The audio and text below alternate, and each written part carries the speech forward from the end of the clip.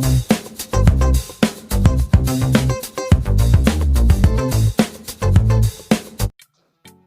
Guys, welcome back to our channel ViaCooking. ఈరోజు నేను మీతో దోసా బ్యాటర్తో 2 డిఫరెంట్ టిఫిన్ రెసిపీస్ ఎలా చేయాలో చూపిస్తాను.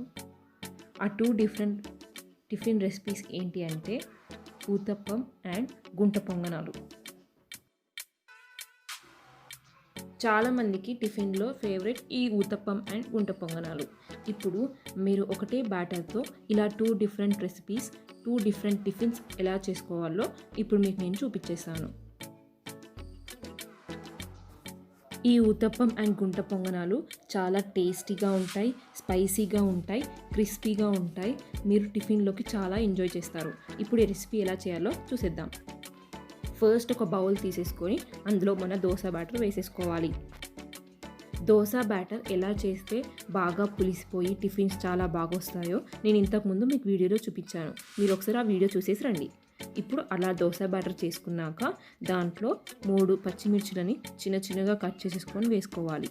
తర్వాత ఒక 1/2 కప్ క్యారెట్స్ని తురుముకొని వేసేసుకోవాలి. తర్వాత ఒక 1/2 కప్ ఉల్లిపాయ ముక్కల్ని చిన్న చిన్నగా కట్ చేసేసుకొని యాడ్ చేసేసుకోవాలి. తర్వాత కరివేపాకు ఆకులని చిన్న చిన్నగా కట్ చేసేసుకొని వేసేసుకోవాలి. తర్వాత ఒక టేబుల్ స్పూన్ జీలకర్రని యాడ్ చేసేసుకోవాలి.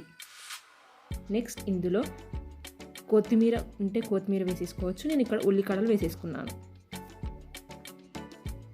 నెక్స్ట్ ఇందులో ఒక 1/2 టేబుల్ స్పూన్ ఉప్పుని యాడ్ చేసేసుకోవాలి. తర్వాత 1/2 టేబుల్ స్పూన్ కారంని యాడ్ చేసేసుకోవాలి. నెక్స్ట్ ఇందులో ఒక 1/2 టేబుల్ స్పూన్ అల్లం వెల్లుల్లి పేస్ట్ యాడ్ చేసేసుకోవాలి. తర్వాత ఇవన్నీ కలిసేలాగా ఒకసారి బాగా కలిపేసుకోవాలి. ఇలా అన్నీ కలిసేలాగా బాగా కలిపేసుకోవాలి. మీకు ఇందులో కావాలంటే మినప్పప్పు అండ్ శనగపప్పు కొంచెం వేయించుకొని కూడా యాడ్ చేసేసుకోవచ్చు. అలా యాడ్ చేసుకోవడం వల్ల పంట కింద క్రిస్పీగా తగులుతూ ఉంటుంది. ఇప్పుడు మనకి బ్యాటర్ రెడీ అయిపోయింది. నెక్స్ట్ మనం స్టవ్ మీద గుంట పొంగనాల పెనం పెట్టేసుకోవాలి. ఈ పెనంని చాలా హీట్ చేసుకోవాలి. అప్పుడే మనకు గుంట పొంగనాలు అంటుకోవు.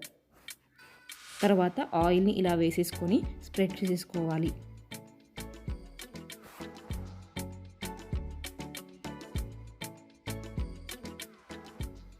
సో ఇలా స్ప్రెడ్ చేసేసుకున్న తర్వాత ప్యాన్ బాగా హీట్ అయిందనుకున్నప్పుడు మనం స్పూన్తో ఈ గుంట పొంగనాల బ్యాటర్ని ఇలా తీసేసుకొని వేసేసుకోవాలి.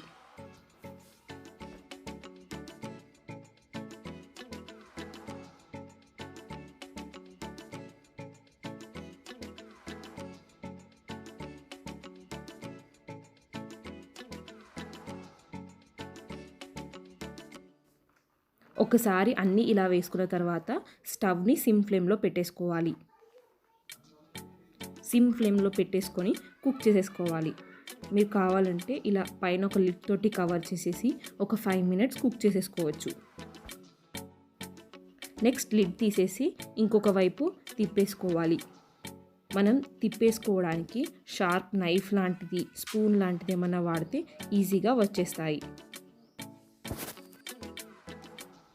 ఇలా ఒకటి తర్వాత ఒకటి అన్నీ ఇంకొక సైడ్ తిప్పేసుకొని కాల్చుకోవాలి.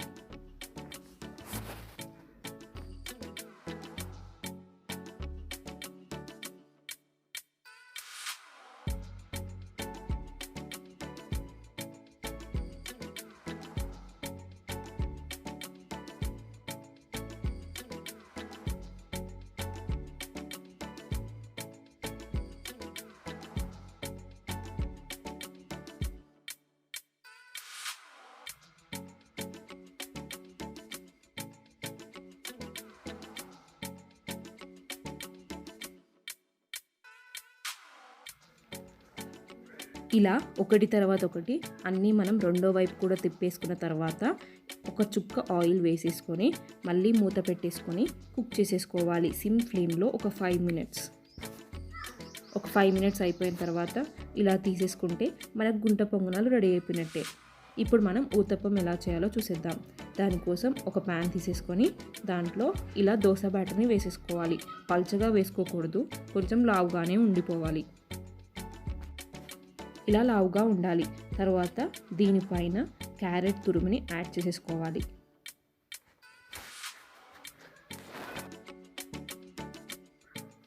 నెక్స్ట్ పచ్చిమిర్చి ముక్కలని చిన్న చిన్నగా కట్ చేసేసుకొని యాడ్ చేసేసుకోవాలి.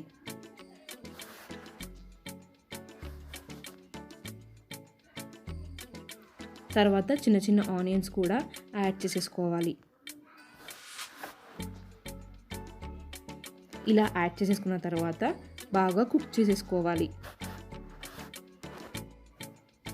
1 టీ స్పూన్లో ఆయిల్ వేసేసుకొని చుట్టూ వేసేసుకుంటే మనకి ఉత్తప్పం ఇంకా బాగా కుక్ అవుతుంది.